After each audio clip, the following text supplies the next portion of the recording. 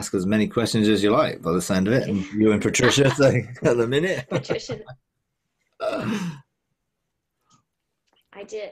I did think of one question that I thought I want to ask Mike this question. Um, are there specific things that you legislate for before you travel? Yeah, I mean, definitely. I whenever I'm looking to go anywhere, um, I'm always looking to, well, okay, do I have a mandate to go there first? So Mm-hmm. if it's a holiday thing, then that's slightly different from going to do some conferences or ministering or whatever else. So let's say I'm being invited to go somewhere. I get a mandate. Do I have a mandate to go? Yes. So I've been invited. So that gives me some measure of authority to prepare for me to come. So I do legislate for people's hearts to be open, for the atmosphere to be calm. I can't clear the atmosphere because that's not a level of authority that I would have in a place, but I will go with my own atmosphere, so I Mm-hmm. won't be affected by it. But I do sometimes look and see, is there anything I need to know? So, what would be helpful? And it depends on obviously the reason I'm going. So sometimes I might be going to do a conference, and therefore, I'm looking to help equip people. So I'm legislating for people's hearts to be open, for there to be no too much conflict or confrontation. Because some of the things I might share, might offend the religious minds to some people. And I'm sure that isn't for you, but for some it does. I sort of think about all that, Mm. and I also legislate for the people who need to come, and those who don't need to come not to come, because you don't want Mm-hmm. people to come and then it all just get messy because they are not in the right place to hear what you're talking about. So I do think Right. about that legislation quite a lot. I then think of the actual, okay, safety. I send angels ahead to prepare the actual travel and all of that. I then look at specifically legislating for what I need to bring. Sometimes I'll ask people, well, what do you want me to bring? And they'll say, oh, whatever you feel God's saying. Or, yeah, we'd like you to do this. So I then look at what is needed. And I'm looking into, sort of looking at the heart of what it's about and what God wants to do and that type of thing. So there's quite a lot I would do in preparation for traveling. Depending on where it was, it would sort of give me more concern than others, really. If I'm looking at, if I'm going into the depths of Africa somewhere, there's more legislation probably to be thought about than if I'm going up to London, or if I'm going to Atlanta or Texas or somewhere, simply because of the nature of the place and the spiritual activity that often goes on there, which can be more overtly active Mm-hmm. than the general stuff you get when you go into a Western world place. It's not usually as supernatural, if you know what I mean. No, so once the only time I've really ever got disturbed by the atmosphere, I went to Seattle in 2015. First night I went to sleep, 3 o'clock in the morning. I woke up and it felt like there was all sorts of things going on in the atmosphere. It felt like my presence had disturbed something badly, and it was creating a lot of noise and woke me up. So I just shut it off, shut it down, and stopped it. And I didn't have any more trouble from the rest. But I did then look at what was that all about? What was it trying to do? And the reality was that was the first place I was going on this 3 week trip. And it was the very north place. So there was a whole thing of the North Gate and what often Mm-hmm. comes through the North Gate to try and attack or intimidate. So, I didn't have any more trouble, but I then shared with the people I was with, you need to deal with this North Gate issue, because I am stopping it affecting me while I'm here, but it's going to be an ongoing thing. And they probably didn't really understand what I was saying in the time, but they certainly quickly learned. And so they did. They dealt with the North Gate. They found there were, Seattle area's got mountains. So they, found there were some particular mountains that had some significance, and they dealt with them and, looked to guard that North Gate from entrance. So, yeah, there's a lot really you can do. some people, I know Ian Clayton would say, well, I went to travel in the spirit and, have a real good look. And I more look into the atmosphere sometimes, because I'm sort of pretty laid back when it comes to this sort of stuff. So I don't really have any anticipation of trouble, but I want to do what I can to make sure that if there is anything, I'm going to mitigate against it. Most of my legislation is positive. I want to legislate into opening something up, bringing new revelation, uncovering those who need blueprints, mandates, things from heaven, their sonship to come forth. So I'm much more preparing for the effect of what I'm doing to have a positive outworking in people's lives than, I never really bothered with the enemy. It's not something, I don't want to look into that. I want to look into what does God want me to do. If I know what God wants me to do, then I have the authority to do it. So if the enemy gets in my way, then I will deal with it. But some people are always focused on the enemy, and that always makes the enemy bigger. I only focus when there's an issue. But I do have an expectation. I do have authority. But I'm not really into the specifics of going into, the enemy's got this strategy and he's going to outwork this strategy. And then all I'm thinking about is some enemy strategy rather than, hey, God's got a much bigger strategy and I've got a mandate to go and do it. So I tend to think of it like that, really. But I do, legislate for planes and different things. And sometimes I get to, change the things that are going on in the natural realm to align with, a smooth flight or, getting there on time or different things like that, which sometimes I have to do. Been occasions where there's a problem, this flight's going to take off late and I'm going to miss my connection. Well, that isn't going to happen, and unless God has got a purpose for it happening, which occasionally he might do, but generally speaking, I'm not going to stop something affecting me getting where I need to go at the right time. So I do some activity there to sort of get things shifted and moved and speeded up and all sorts of things. So Yeah, I think I've heard at least one of those stories. Yeah, I've heard a few of those stories, but on occasions, there's a sense where the delay was God, because he wanted me to connect with some people who I wouldn't do if I went on that flight, and therefore, and I sensed I had a peace about that. I didn't feel, oh, I need to do something about this.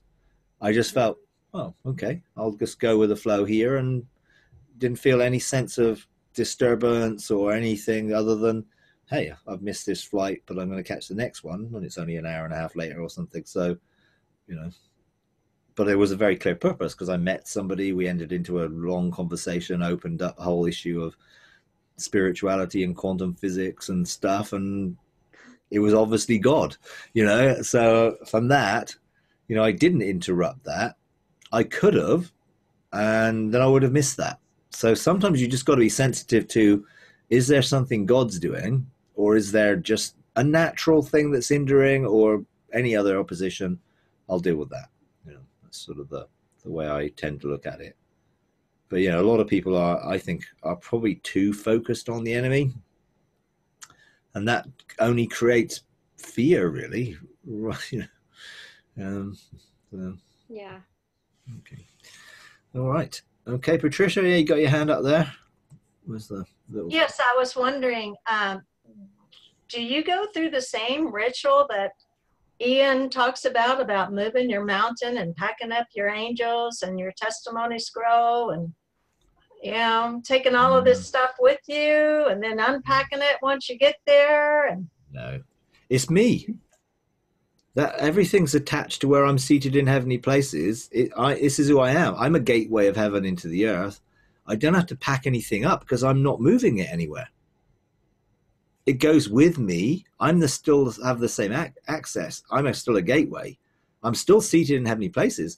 If I wasn't in heavenly places and therefore instantly, entangled together with my soul and spirit, then I might have to think about that.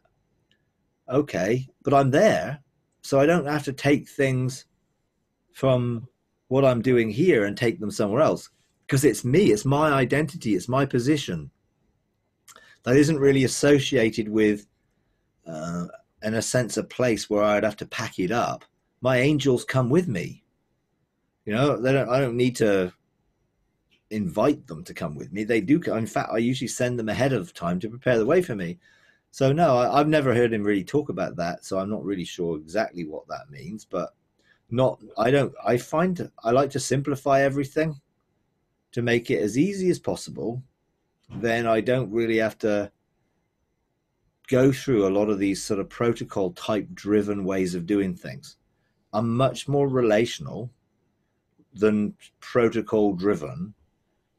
If you don't do this, and if you don't do this, you don't do this. I mean, and there's all sorts of protocols out there that some people use, you know, say 70 Yod Hey Harvey, and that opens up a portal and all that stuff. I've just never found any of that stuff necessary. It just seems to be much more, well, hey, this is the way I live, and this is me, and I have the same level of authority wherever I am. In me, that may be engaging with people, that may open up more for them, but no, I don't really. If it works for him and that's what he needs to do, then that's fine. You know, the same thing would apply to me with like engaging living letters and all those sorts of things. You know, I've never really encountered living letters in that way. God speaks to me. Well, his voice to me is living letters. I may not engage them as beings, but I'm experiencing the outworking of that, but in a probably different way. You know, so I like to simplify things as much as I can, make it easy, you know, because it is easy for me. You know, it's just, well, I'm going to a place. I've been invited. I have a mandate. I've prepared for that mandate. I know what I'm going to be doing, and I'm going there. So everything associated with me goes with me, including angels. My position hasn't changed because I'm still seated in that place in the heavens. You know, so everything's really just, I'm out working this in this mandate here rather than where I was before. So no, I've never even considered or thought about that type of thing. Yeah, this was on one of his earlier teachings. I don't know if he still does that. I just remember it. Yeah. And I remember it basically probably because I was thinking about moving from one house to the other at the time. So then let me ask you about that. If you were going to relocate from one home to another, would that be, how would you handle that? Well, the last time I relocated was 2014. Yeah, 2014. Again, as simple as possible. I knew God wanted me to move, so I had a mandate to move. I then obviously started to decree and declare that move would be favorable and it would be blessed and it would be go smoothly and all that type of thing. When I went there, yes, I cleansed the house.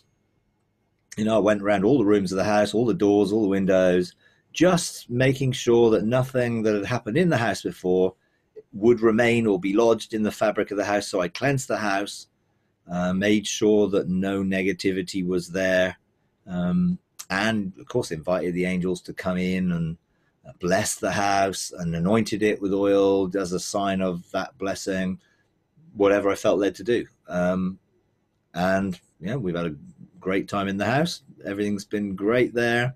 Never had any issues with anything spiritually untoward. It's a place of peace, rest for me. That's how, yeah. But you know, but I would seek and engage God for: is there anything I need to know? Is there anything I perhaps need to do? And then I'll just do whatever that gets released. And for me, that really is quite a simple thing. But you know, I'm aware of potential of spiritual things that can affect the natural realm, and I'm aware potentially of memory and stored and trauma being stored in fabric of being buildings as well as people. So I do look at it, but it's just done and then it's done. You know, that's it. The main thing for me is always making sure that I have a clear mandate, that I know what I'm doing is authorized by God. You know, sometimes he will be, you can do what you like, so I have permission to do what I like. But if I was going to move house, if he said you can move if you want, it doesn't really matter, then great. I know I can move, and I'll do that if I feel at peace. Peace is really what rules me. If I feel at peace, then I feel comfortable to proceed with things. If I don't feel at peace, I will check it out more. Why am I not feeling at peace? Is there something which is a blockage here? Is there something trying to stop me moving here? Actually, should I not be moving here? Then that sort of gives me a sort of an insight when I've got a sort of a free vote, if you like, on things. Sometimes it's like it's very clear what God wants. And when we moved, it was really because we didn't move very far. We only moved 3/4 of a mile up the road, so it wasn't exactly a moving to another state or another town or city or something, but it was a moving house. It was very much, we both knew that our time in that house had come to an end, and then God sent some Christians who wanted to buy it, so that was a sort of a confirmation. And then I checked it out. Is it okay? Do you want me to? And he was like, yeah, this is okay. There's no sort of this great destiny thing to move to this house, but this was going to be better for us. It would mean less maintenance for me, easier to look after, nicer location, and much better for us. So that was okay. And then I did what I needed to do to make sure that everything was going to speedily outwork. And since then, it's been a really nice place to live. Yeah. I think if I was going to move to another city or another country, I would probably obviously I would check that out very, very clearly, because that's a big change. And then I would probably be more because it's moving 3/4 of a mile up the road. You're not exactly moving atmospheres or anything. If I was moving to another nation, I would be really looking into that more deeply, probably, just to make sure that I was prepared for wherever I was going, whatever I'm going to do there. I would have that preparation, and I would have that some more concern about it to make sure everything was okay. But my last two moves have been very close. Previous move was 20 yards across the road from number 20 to number 29, so it wasn't too far. We could carry the stuff across the road, and the next one is just been just up the road, really. So yeah. But I do think in everything, I don't do anything lightly. I always want to feel and know that I'm in the heart of God in things. So I do have conversations, and looking to ascertain that clearly. But because I have a conversational relationship with God, it's not that difficult to sort of talk to him and to say, okay, what are your feelings about this? Is this something you want me to do? I'm sensing this. Is it okay? Just a normal sort of everyday conversation, really. So yeah.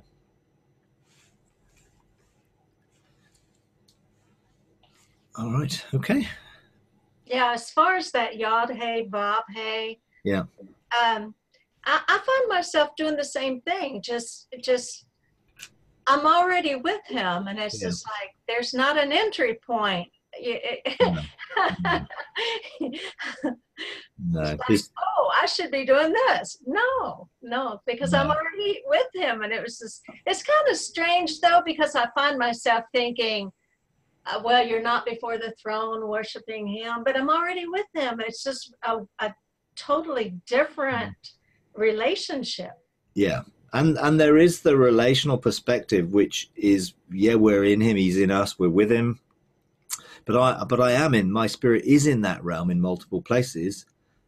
I do engage it with my soul, which is just a shift of my thinking to engage in that realm. It's not like I'm going into the realm through a gateway or a door, because if you like, it's like, if you think my spirit is in the realms of heaven, my soul is within me, and it's connected by a flow, which is, you could say, the river of life, And so that connection is always flowing. And if I want to engage with where I am in the spirit, it's almost like just going with that flow. And it's an instant thing because it's quantum. It's not distance. There's no distance in the quantum realm. It's just instant. So all I have to do is think and I'm there. But it's not like going up the ladder and going through the doorway and this. Now, I know that's helpful for people to get a handle on it initially and to begin to learn to think this is an access. But again, living there in dual realms is very different from going in and out.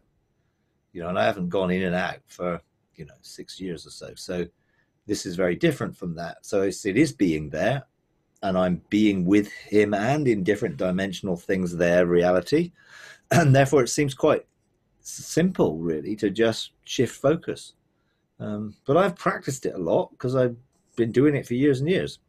So it's not something I really even think about, as in, how do I do that? I'm just there. And just as you're saying, you're connected to the heart of God always, which then enables you, whatever you're going to do in any other setting or sense or whatever, to be engaged, so that you do just be living that way. It's a living thing rather than I'm going to go and do something now. It's just like being, much more being.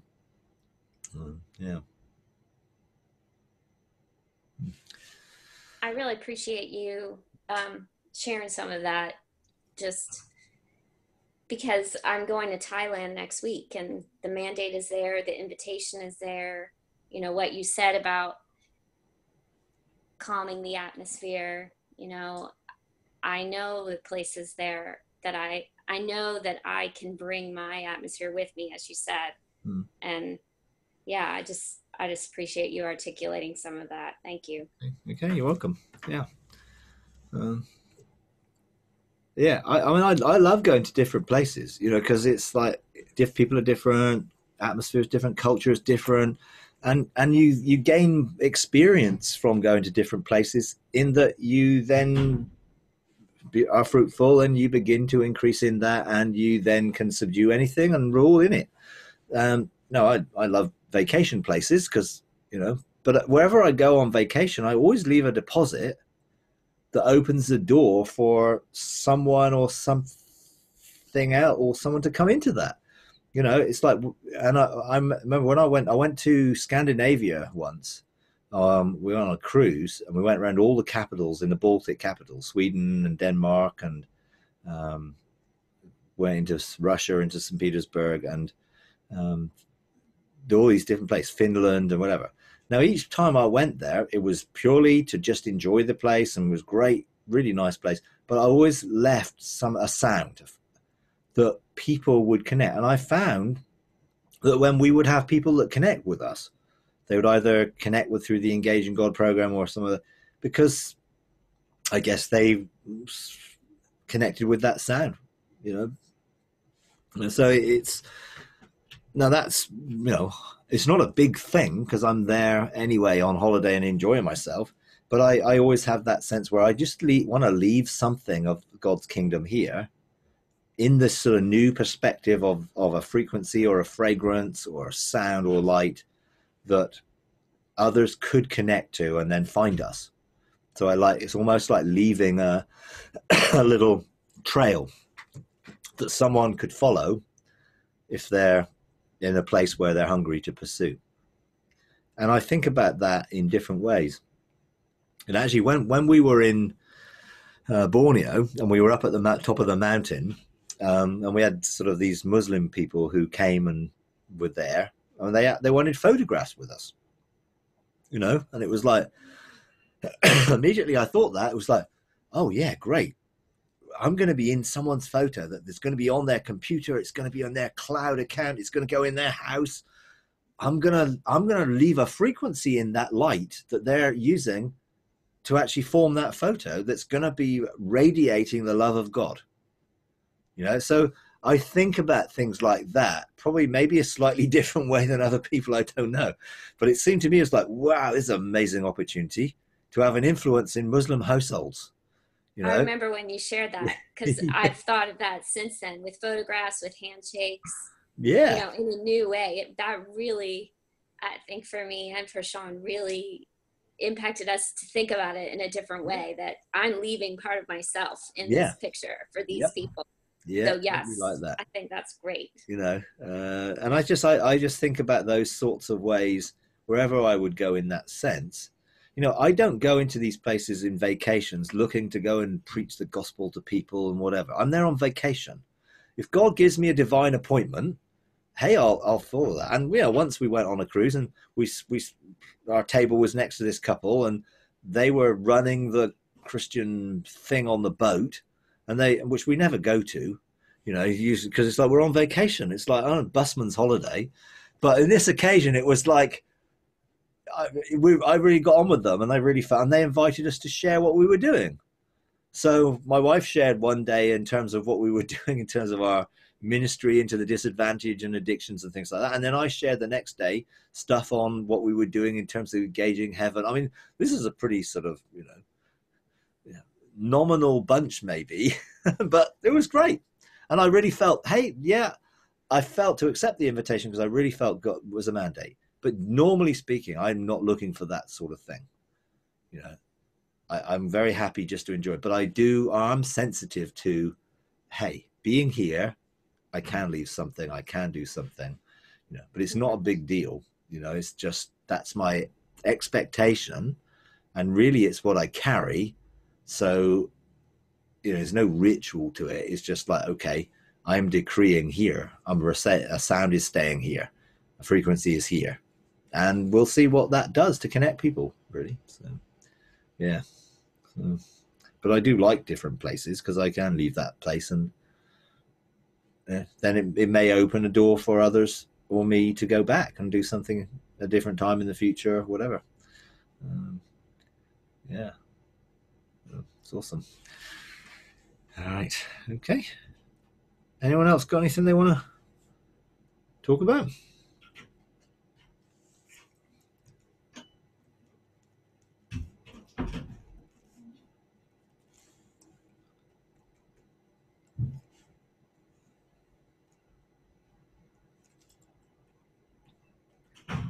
You mentioned closing the North Gate a while ago when you were in the Washington State. Yeah. Now, how does that work? Obviously, I know that possibly you and others, because those gates have been opened universally, let's say, I know that there are some that have closed those, but then you go to like Washington State and you have to deal with something like that. Are there levels? Is it territorial? How does that work, and how would that affect, would it affect you later had you not dealt with it or known to deal with it? Like someone goes to a conference up in Washington State. Do they need to be aware of something, if that gate has not been closed? I would never really encourage anyone to sort of think about it from the terms of any fear-inducing thing. But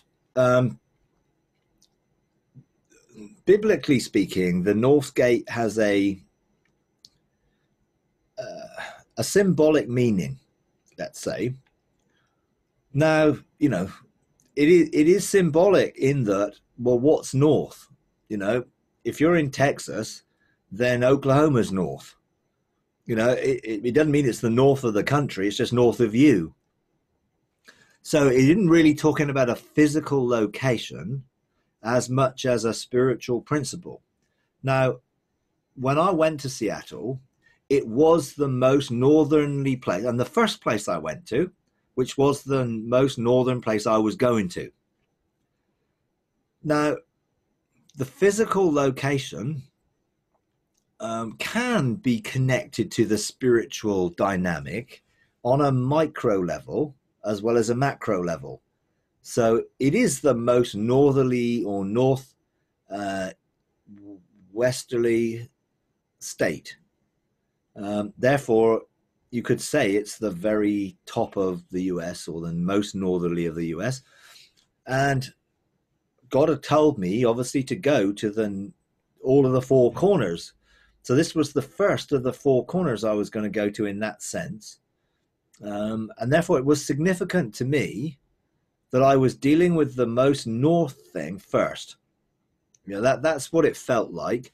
And I think because it was a significant thing governmentally, because what I did there in Seattle, which was, just a couple of days, few days conference, opened up a relationship and a governmental relationship with a group of people that I've maintained that with, and really took it on board. When I went, most people didn't really have any idea. I'd never met anyone. Well, yes, I'd met one person online from there before.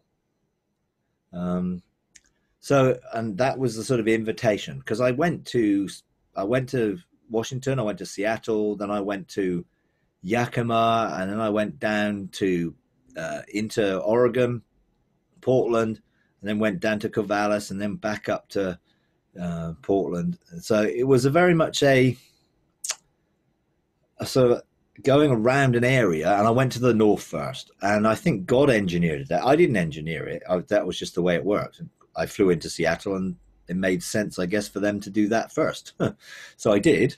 And I think the spiritual implication for that and strategy for that was then challenged by, I think, what was going on in the atmosphere. And it was principalities, powers, rulers, and it was territorial, but very much sort of it felt like this was the access point into the rest of the state, and possibly then further down into the nation. And this could be then turned into an access point for the kingdom and for God's government to come into the nation and into that state, rather than what the enemy might have to come in from the north. Because in the Bible, the enemy always attacked from the north generally.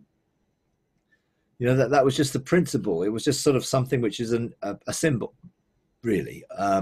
So when I went there, the atmosphere really reacted. So there was a disturbance, let's say, in the atmosphere by my presence, and all of the noise that was going on as a result of that woke me up. No, it wasn't any physical noise, but it was a spiritual noise, and my spirit, not being asleep, woke me up physically to see what was going on. And I was like, okay, well, my first reaction was, shut up, I want to sleep. But I certainly then discerned, actually, okay, there's more to it than this. So, okay, I need to deal with this. So I engaged it, and I just used the authority that I had from above to calm it and still it. Now, I couldn't stop it forever. I just stopped it affecting me and hindering what I was called to do there. So if anyone else went there, subsequently what's happened is those that are in authority in that area have dealt with a lot of the things that were actually causing the disturbance.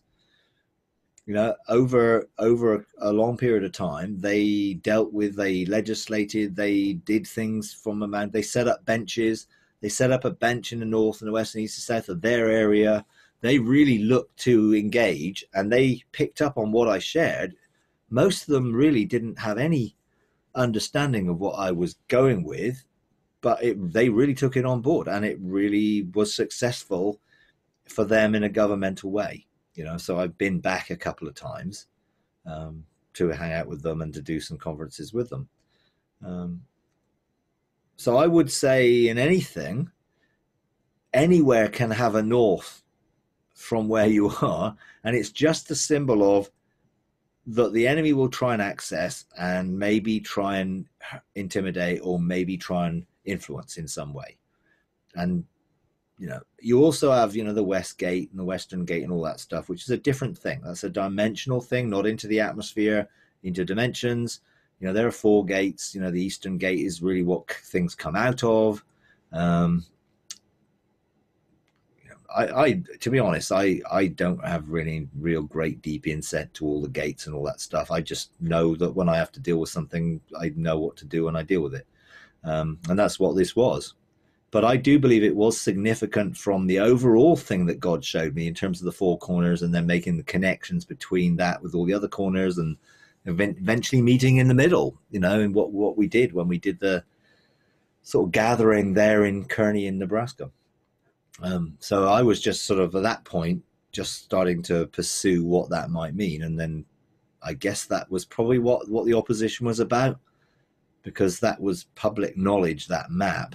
So it wasn't hidden. So they were obviously aware of me coming might have been significant, and for what the people there were going to do once I left, which was significant, and has been, ever since. Yeah.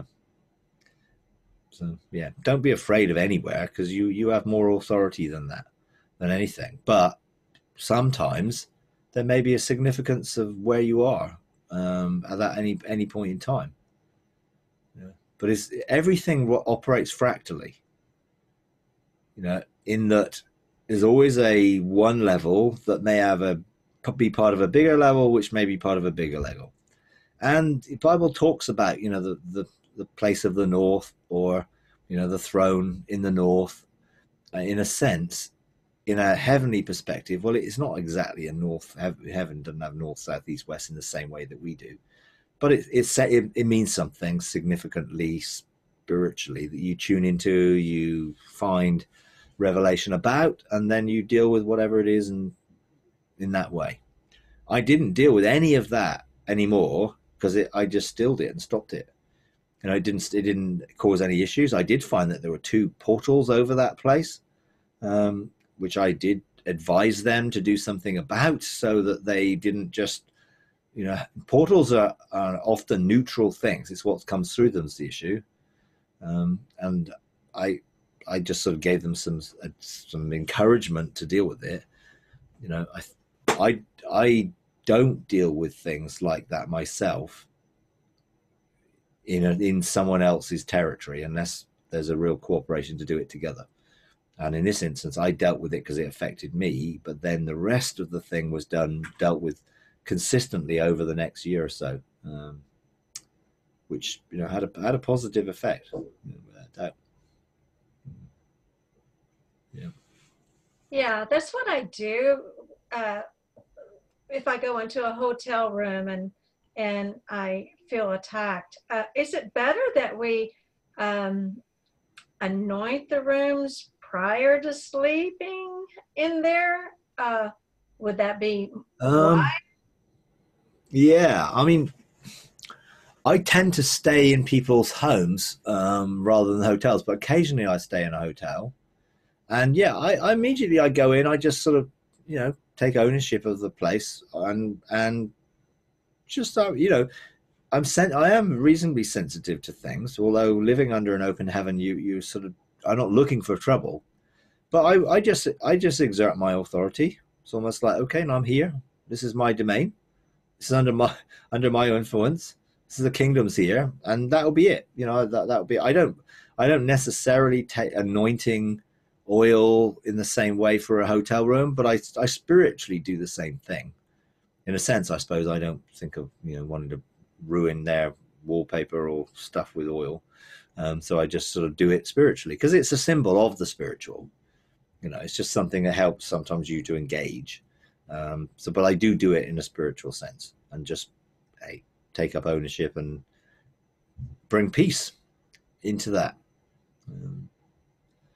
Now, if anything did kick off, then obviously I would then know to deal with that. But generally speaking, it doesn't. And I don't spend an awful lot of time in hotels. I think it's only a couple of places ever that I've really gone into a hotel, because I like staying with people. That's the point of going, is to meet with people. So, I'd rather stay with people than go into hotel rooms and things.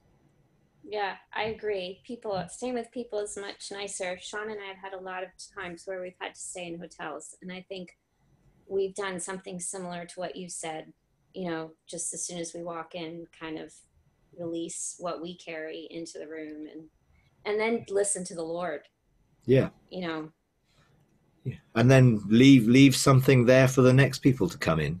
I always want the next people to be blessed and to sense the sense of peace, and maybe that will, this is feels peaceful, and then maybe that will be a door for them to be open up to look for more spiritual things. Who knows? What you can do when you're deliberate.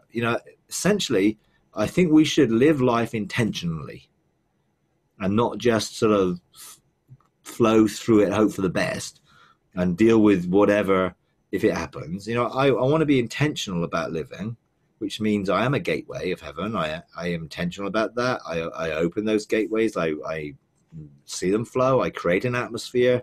All that's intentional. But now it's just so naturally normal to me. It isn't a big deal.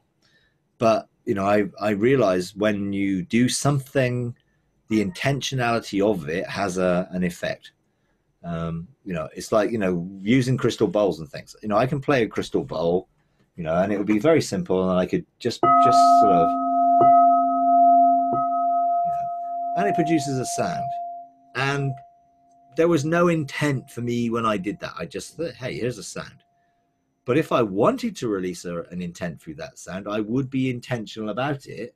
Then I would not just be, I would be looking for my spirit to engage it and direct me, rather than, it's not like a musical instrument that I have to play with a chord or with finger movement or with particular rhythm or anything like that. I can just flow into that and then produce sounds which then have intents with them. That intent might be to release that into the spiritual atmosphere. It might be to touch someone's heart with a particular thing, because I'm actually focused. It could be to release healing, for instance. I was using crystal bowls in one of our Sunday things, and there was a guy there who had numbness down his body. Had numbness down his body quite a while. And I released the sound. He engaged the sound, and the numbness went. He got healed. But I released a healing intent. Now, other times I'll release a different intent. Sometimes an intent to open a portal. Sometimes an intent to bring peace, or various things. But it's intentional, and I think I want to live life intentionally. And even when I'm on vacation, I'm still intentional. I'm blessed. This is going to bring me blessing, but actually I'm going to bring a blessing to wherever I go. And I'm always going to deposit where I go. And therefore that's an intention. I could forget all about that and just not think about anything, and not be intentional. Now, sometimes things happen and you respond to them or react to them and deal with them. But when you're intentional, I find things tend to be much better if you're not. And even that its intention is, I am going to have a really good time. The weather's going to be great. I'm going to see things, wildlife is going to come across my path. I mean, I like wildlife. So I like taking photographs of birds and butterflies and animals and stuff. I release a sound to call them. I like taking photographs of birds, and we got a garden that's got bird table in it, and we put things out so we attract the birds and the squirrels and all that sort of stuff.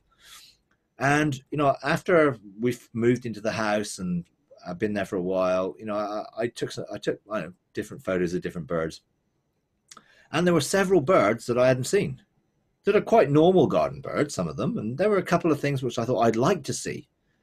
So I just released my desire out into creation. And guess what? Those birds turned up in the garden. And they turned up, one sort of bird turned up within a few minutes. They just turned up, because it was an intentional thing. Now, was it a big deal? Was there any cosmic significance that was going to affect the galaxy because I saw some birds? Absolutely not. But it was a desire of my heart, and I appreciate creation and the way God's made it, and I find birds really quite pretty, beautiful, different colors, and all that stuff. And so it was just like, hey, but creation responds to our desire. It would have responded to Adam's desire. That's why he named the animals. So they were already connected to him through his naming them. So that for me is just like, it's not a big deal, but it's just living that way all the time intentionally. It's like we have squirrels. My wife loves squirrels, and we have these squirrels that come along our fence. So I just call them. And the other day we had 3 of them. And then I had this thought, and this is how this can work, that they just usually skip along the top of the fence and then they're gone. They're quite skittish squirrels. So I thought, oh, I want one to stay. I want one to stay a bit longer. So I had the thought, perhaps they'll get attracted to the bird table because there's seeds and food. And the next squirrel that came along jumped onto the bird table, hung along, jumped onto the top of our pagoda thing. It was around for quite a while.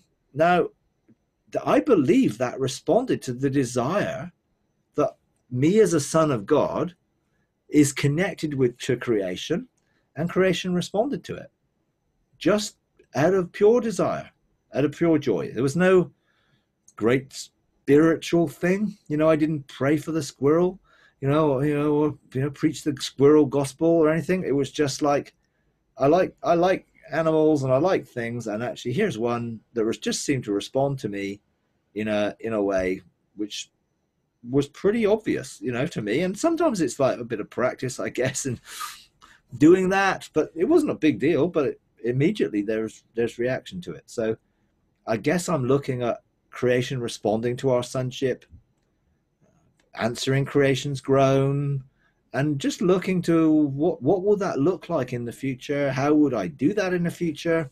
How could this actually happen? So I'm going to start with the little things. And then when I'm obviously the little things, you have a testimony of little things. Those little things begin to become bigger things. And then eventually you find that you're able to do things with creation, which you wouldn't have even dreamed of doing in the beginning, but you started small. And that's where, I find that I do. And really, it's just fun, really. But it has a purpose behind it. So, yeah. Yeah, Patricia?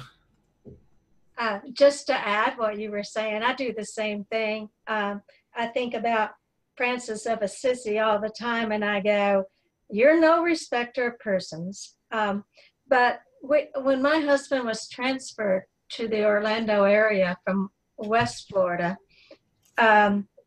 we moved into this house. We both agreed on the house and everything, but I noticed there weren't any birds around. And we came from a place where I had flowers and a garden, and there was water there, and it was just, nature was everywhere. Animals, I was just so used to the butterflies and the birds. And it's just like, we moved into this house, and it's like, where are the birds? And so I asked a girl down the road, I said, do you have birds at your house? And, obviously we're different personalities. She didn't know.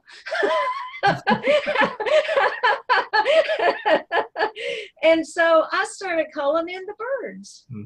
And it was just a short time later that they started draining a lake here in town.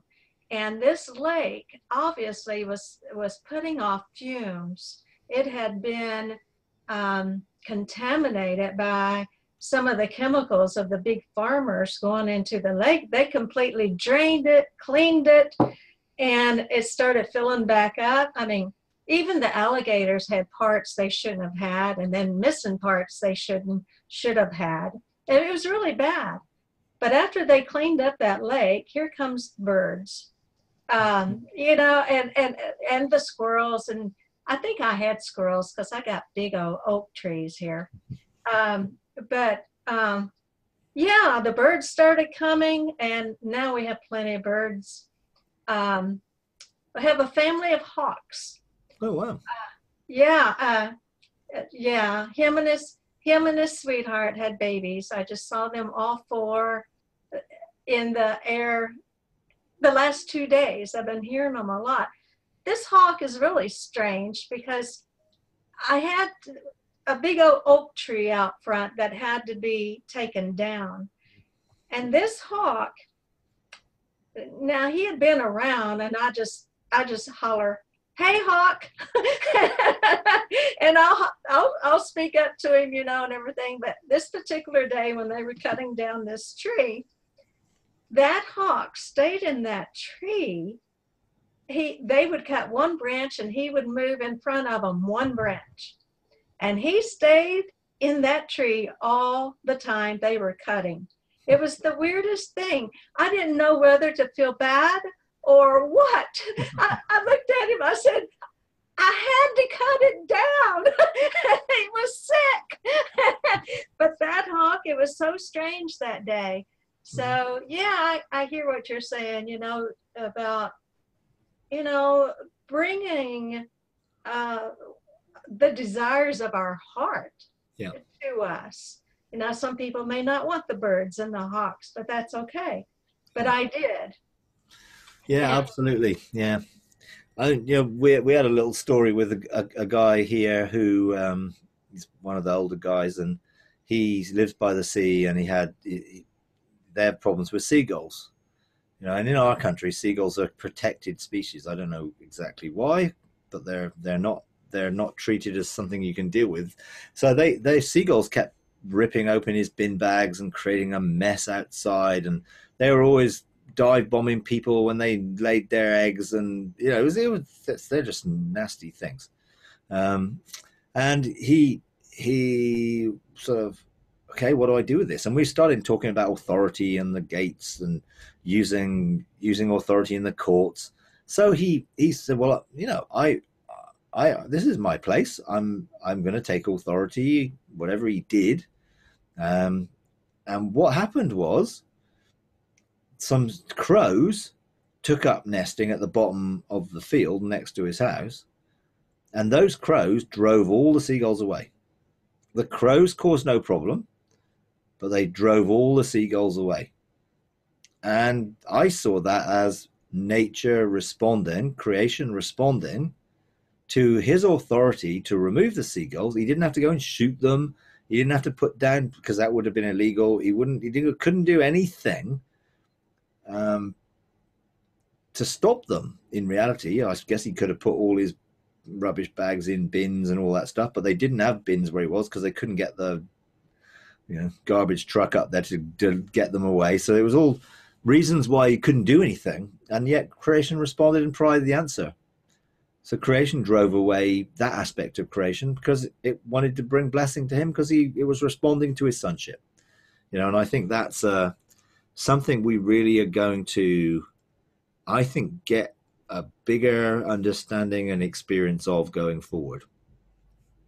In many ways, I think, but we're just sort of looking at it in the initial stages of creation responding to us. Because how does it respond? What are we talking about when we say creation? Creation is groaning, longing. Well, those are emotions. So what in creation has emotions? Is it sentient in some way? Are they just sort of figurative terms for longing?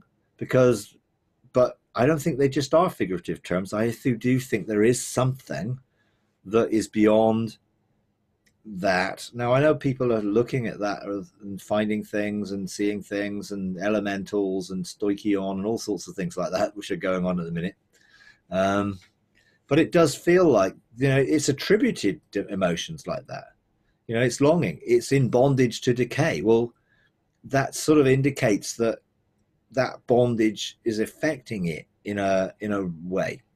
So, I do believe there are ways that we can learn to connect in sonship to some of those things, with a view that creation will begin to respond to the glory of our sonship.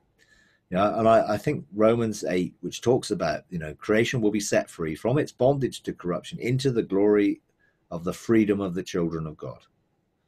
So our freedom, our coming into sonship, begins to impact creation, to bring freedom to creation, so freedom can respond to our sonship glory, which is the essence of our sonship. Really, glory is the weight of something or the essence of it. And it didn't say God's glory, it said ours. Well, how is our glory going to be manifested? Well, arise, shine, your light has come. Now, I believe light and love are almost synonymous in some way, because they're both expressions of who God is. God is love, God is light, God is spirit. So there is something about light and love's light and the light of love that I think is what, when it says arise, shine, your light is come, I believe it's talking about love, and love is come, and therefore things are going to respond to love.